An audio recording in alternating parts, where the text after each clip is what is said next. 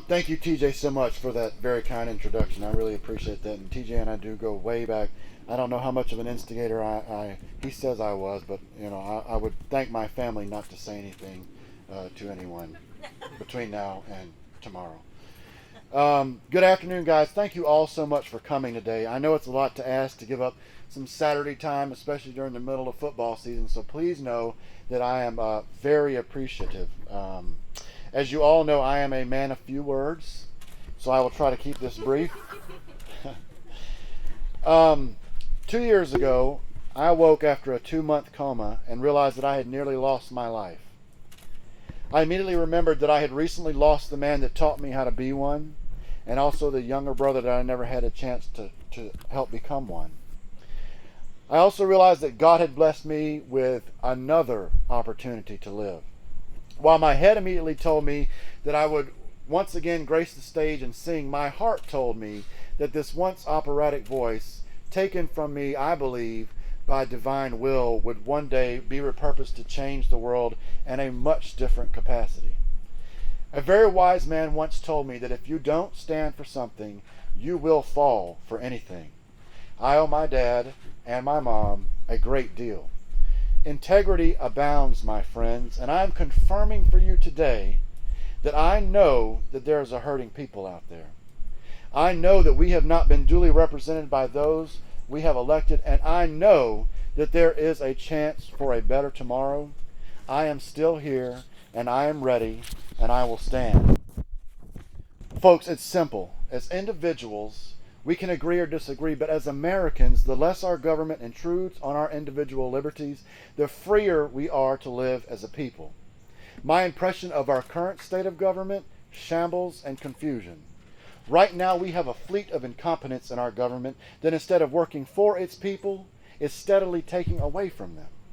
I am not in the business of instituting change. In fact, too much has changed. I am in the business of fixing what is broken. Keep it simple. Keep it small, let the states speak for themselves, and above all, support individual liberty and the Constitution of the United States of America.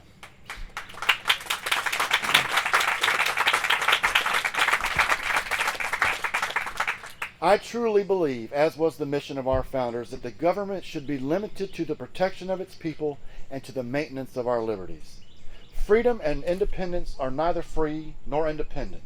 One former president captured it best in a State of the Union address when he said, "The liberty we prize is not America's gift to the world, it's God's gift to humanity." The country has headed down a path that was never intended. We were purposed for freedom and prosperity. We were designed to break down tyrannical barriers and commit ourselves to the betterment of our brothers and sisters. We escaped control in order to entrust freedom to our fellow man, but today, we have seemingly given it back and become those we first sought to abandon. I want you to know that there are people out there, regular, everyday citizens, that know that America is reaching its threshold. In life, we want to work, to pay our bills, to raise our children, and to retire with a smile on our face and grandchildren at our feet. We can only do that when we realize that the power of our voices and the freedom of our votes can and will make a difference. The American dream that seems to be underfoot has not disappeared. It has simply been muffled. If you can dream it, you can do it. No matter your race, your creed, or your station in life, your determination dictates where your life will go. I am a living example of that. I work hard. I don't make a lot of money, but I know that if I press on, I too can achieve that dream. Unfortunately, the values of the American dream that I hold dear are unfamiliar to many of the younger generation. It is the task of all Americans and a personal focus of mine to pass on the ideals of a hard work ethic, the spirit of volunteerism, the benefits of a comprehensive education, and above all, a great love and respect for our country. I want everyone here to go home every week with more money in their pockets. You worked hard for it. You should keep it. I will work hard to foster a fertile environment for new business in our district and our state. I want to attract new business to our own district along the lines of the new movie studio in Fayette County. to make employment opportunities a top priority for residents of Clayton County who have the ability and the desire to work. Our current situation in which workers have to compete for limited jobs, often beneath their skill level and pay grade, is not how our economy should work and is unacceptable. I want to see a day where once again businesses will compete for the best and brightest employees, which will be reflected by higher wages and better benefits across the board. A rising tide lifts all boats. But folks, economic prosperity doesn't happen the way we've been forced to believe here recently. To quote Adrian Rogers, you cannot legislate the poor into prosperity by legislating the wealthy out of prosperity. Prosperity has always been the catalyst for innovation in our economy, and with innovation comes new, unforeseen opportunities for all of us. I want to protect your rights, your constitutional property. I support your constitutional right to protect yourself and your family. I also want to ensure that you, me, your children, and your grandchildren all have the God-given right to life that our Savior promised us. I believe that our lives begin at conception, and our equality does not stop at skin color. Your gender, your age, your origin, your sexual orientation should never be the reason you are denied basic liberties and rights. As many of you know, I am adopted.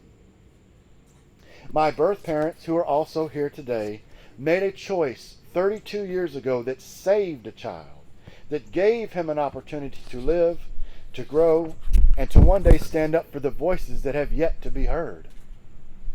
Isaiah chapter 33 verses 15 and 16 says, "He who walks righteously and speaks what is right, who rejects gain from extortion and keeps his hand from accepting bribes, who stops his ears against plots of murder and shuts his eyes against contemplating evil, this is the man who will dwell on the heights, whose refuge will be the mountain fortress."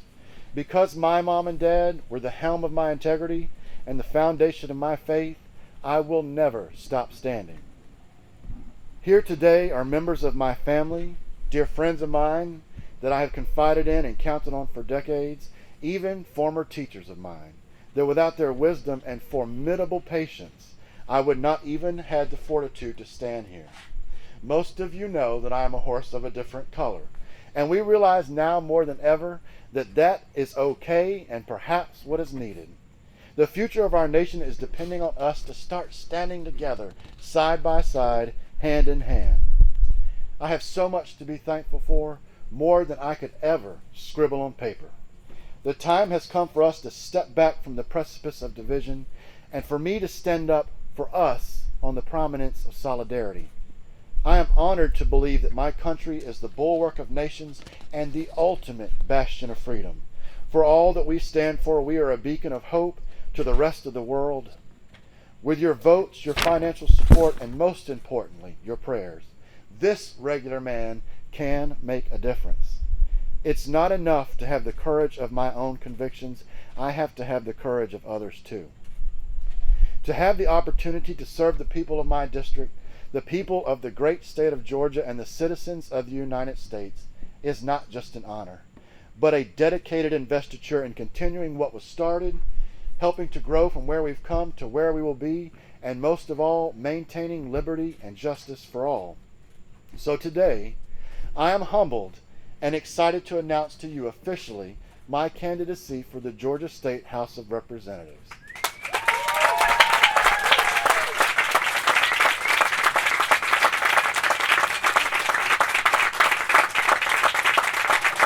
Thank you.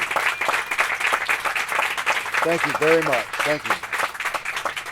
It will be a long road with bumps along the way, but if my life experiences have taught me one thing, it's that a little bit of resolve and a whole lot of brass goes a long way.